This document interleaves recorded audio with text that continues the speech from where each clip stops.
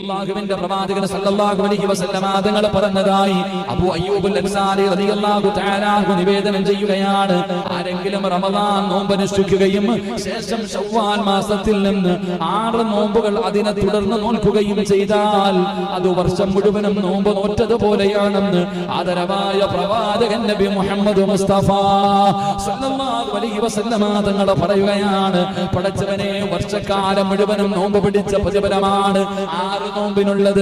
ഈ റമദാൻ കഴിഞ്ഞപ്പോ ശവ്വാൽ മാസം പെരുന്നാൾ കഴിഞ്ഞിട്ട് 6 നോമ്പ് പിടിച്ചല്ലോ.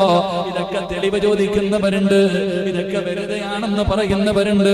പടച്ചവനെ, ഹദീസ് അല്ലാഹുവിന്റെ റസൂൽ പറഞ്ഞ ഹദീസ് പടച്ചവനെ മുസ്ലിമിലുണ്ട്, അഹ്മദിലുണ്ട്, തിർമിദിയിലുണ്ട്, നസായിലുണ്ട്, ഇബ്നു മാജയിലുണ്ട്. എല്ലാ ഗ്രന്ഥങ്ങളിലും പടച്ചവനെ അറിയപ്പെടുന്ന എല്ലാ കിതാബുകളിലുമുള്ള ഹദീസാ. വർഷക്കാലം മുഴുവനും നോമ്പ് പിടിച്ച്